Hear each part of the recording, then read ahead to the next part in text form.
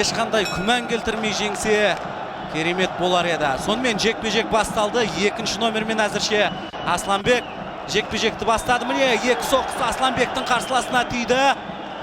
Қол ұзын, тағы да джеб тура тұмсықтан, тура шекеден тигізді. Оң қолын да іске қосты.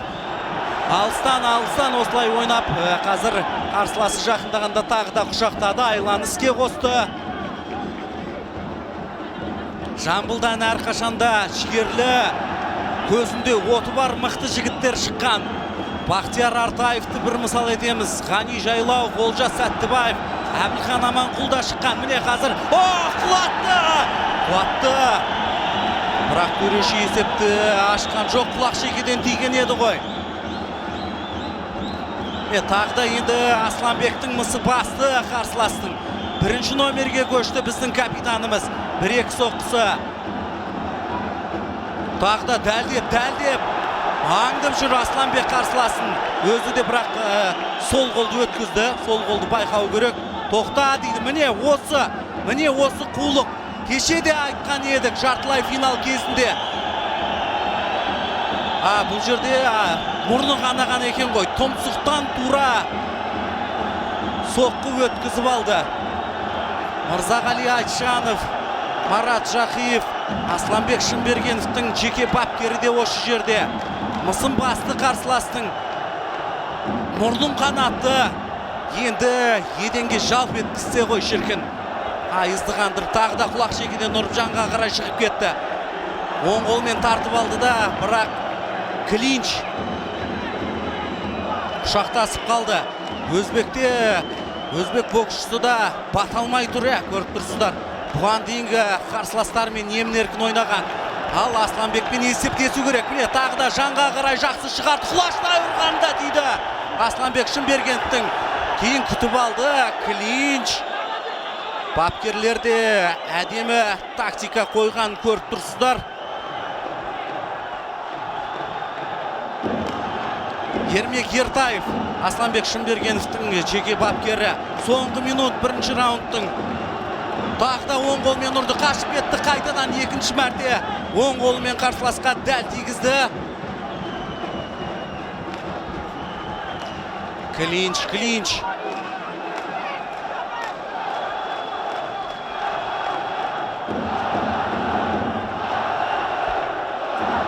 Бірінші номермен бата алмайды. Бауы шешіліп кетейін деп тұрма қалай. Бауын көрсетті Джафар. Бұқа сияқты ұмтылып жатыр. Енді матадор болу керек ондай кезде. Жанға қарай өткізіп бір-екі соққысы. Мұрны қанады. Тағы. Ұршы Асланбек, ұршы. Клинч құшақтасып қалды. Міне жақсы тигізген ғой. Жігітсің Асланбек.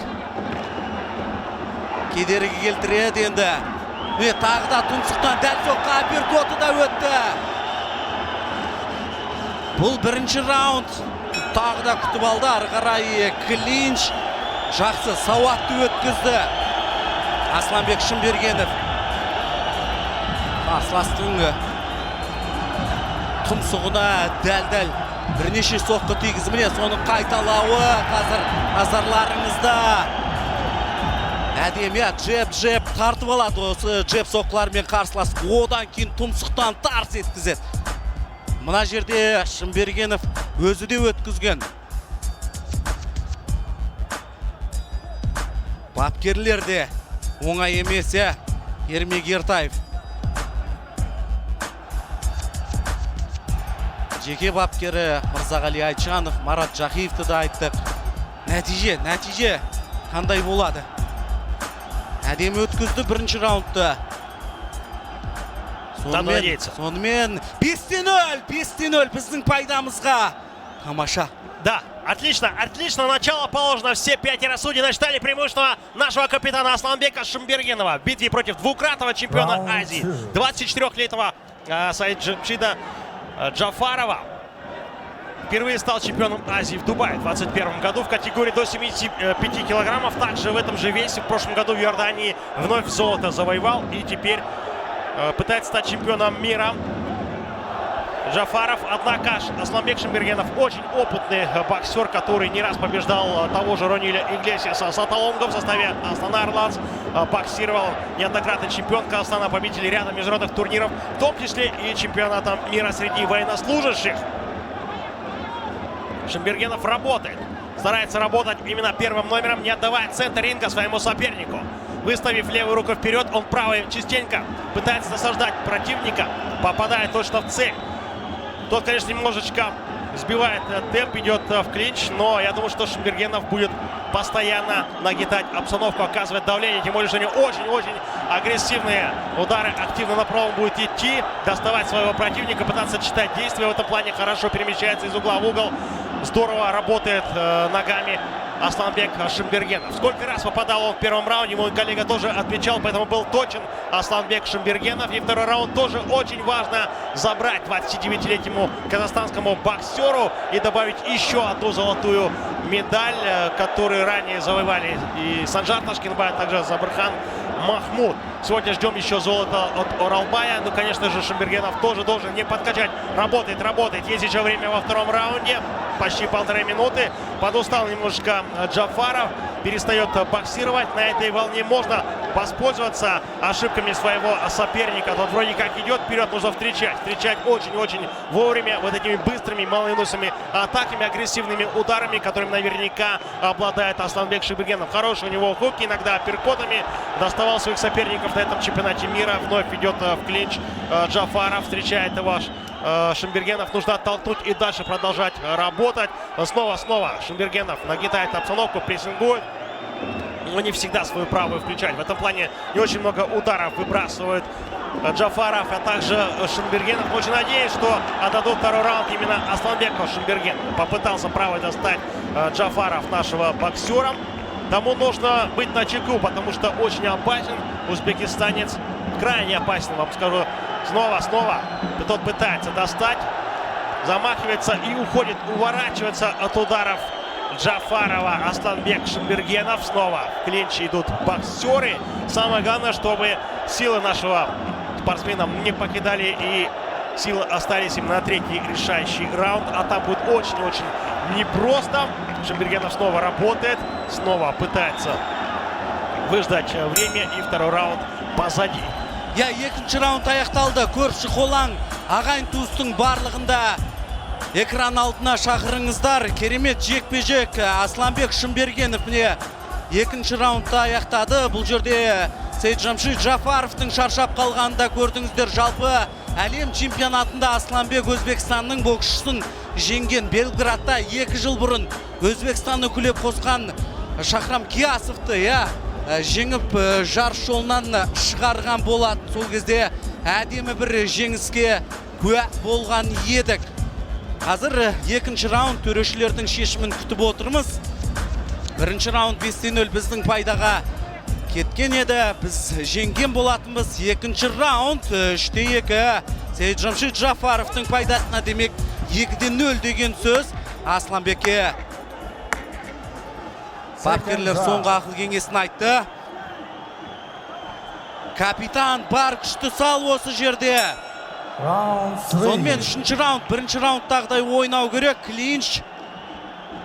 Джеб, міне джебпен тоқтатты, қашып кетті. Дәл осындай бокс көрсет. Құлатты. Құлақтан ілі біліп. Соққылары да тиді негізі. Атылып жатыр Джафаров. Ол шаршады біраз. Енді осылай лас жұдырықтасуға кіріседі.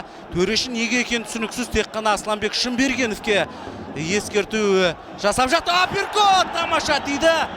Тағда тәлтіреңдеп қалғандай қуып жатыр. Асланбек жанға қарай өткізіп жіберді. Бұл жолы Асланбек Шамбергенов кінәлі емес қой төреші. Тағда клинч. Қарсыласы атылып жатыр. Не істейді енді қарсыласы атылып жатқан кезде? Басқа. Джеб. Қайтадан клинч. Қараңызшы, міне Асланбек те түсіндіріп жатыр. Келіп жатыр, мен басқаша қалай жұдырықтасам. Сейджамшид Джафаров шаршады. 1-2 клинч. Қайтадан құшақтаса кетті. Ескерту болады-ау. Бұлай жалғаса беретін болса. 1-2 қарсыластың соққысын өткізді. Тағы да жанға қарай екпіндеп келіп, енді не істейді қазір Асланбек? Қараңыз, төреш тағы да бізге ескерту жасады. Неге бұқып қаласын деп? Бұқпағанда не істейді? Бірін-бірін құшақтасып, екеуі де шаршады. Алға дейді міне. Асланбек тағы да тигізді тұмсықтан, дәл соққылар бойынша. Шымбергенов дәл ұрып жатыр. 1 минут 20 секунд қалды. Қараңыздар, тіпті Сейітжамшит Джафаров бір ұрады да, сол тисе тиді, тисе терекке тимесі бұтаққа дегенде ары қарай құшақтайды. Құдай күш қуат берші Асланбекке. 1 минут қалды, 1 минут.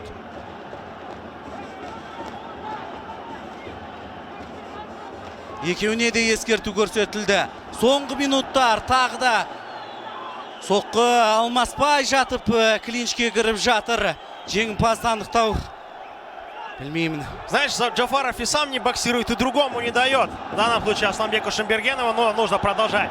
Продолжать из последних сил. Пока есть эти силы, работать, тем более, что есть около 30 секунд в третьем раунде. Асланбек, держись, Асланбек, продолжай. Асланбек работает первым номером.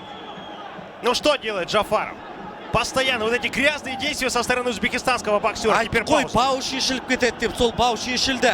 Демалып алуға қазір мүмкіндік алды. Енді атылады. Асланбек, күтіп ал. Соққыда болған жоқ. 20 секунд.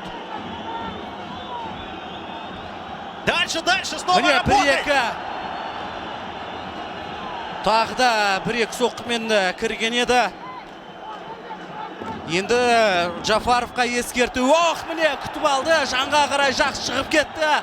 1-2 құлаштай жекпе-жек аяқталды. Тартысты да қиын жекпе-жек болды. Екі боксшы үшін де қазір төрешілердің шешіміне назар аударуымыз керек. Джафаров та шаршады, Асланбек те шаршады, бар күшті салды, бар күшті Хумо аренаға керілген шаршалаңда қалдырды. Жеңімпаз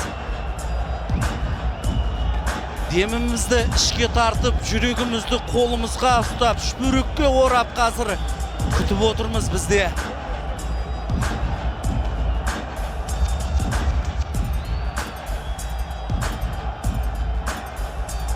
Асланбек Шымбергенов, жарайсың капитан. Керемет жекпе-жек өткізді.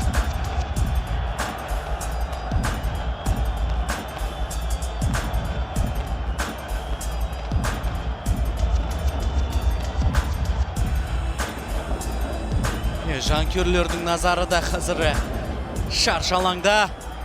Сонымен шешім дайын болған секілді. Қазақстан әлде Өзбекстан? Ladies and gentlemen, this championship matchup between Kazakh and Uzbekistan in the light middleweight division comes to a close after being 3-3-minute rounds. Your judges have ruled in favor of your winner by points, seeing it the same way by unanimous decision. Шымбергенов! To the right corner is Kazakhstan!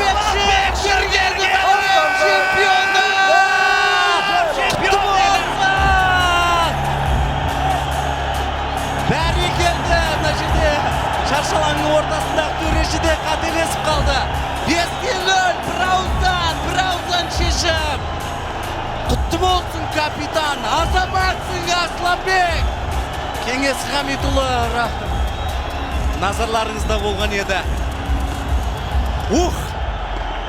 Сүйінші. Третье золото для Казахстана. Ждем теперь еще и от Оралбая следующую золотую награду на этом чемпионате мира. Казахстанские болельщики на Хумо-арене в восторге. Конечно, был очень непростой бой. Непростой соперник. Тот постоянно сбивал темп. Не всегда чисто боксировал. Делал паузу, чем сбивал темп Асланбека Шамбергенова. И Кенес Ракишев одним из первых поздравляет Асланбека с этой победой. Так же, как и Мырзағали Айтжанов и Марат Джакиев. Все сделал красиво, пытался работать. Может быть, не самый красивый бой, не самый зрелищный. Однако очень важный в карьере Асланбека Шамбергенова, который теперь становится чемпион мира впервые в своей карьере. Это Асланбек Шамбергенов, 29 лет. Весьма преклонном по любительским меркам возрасте.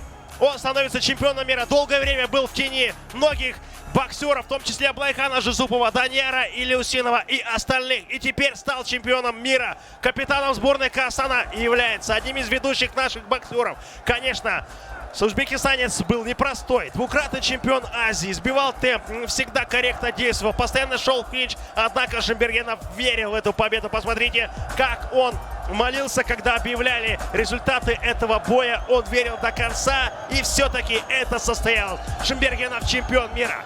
Асланбек әлем чемпионы тағда Қазақстан жұрты. Құттықтаймыз.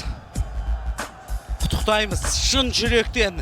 Капитанымыз керемет өнер көрсетіп, қоржынымызға 3-ші алтын жүлдені салды.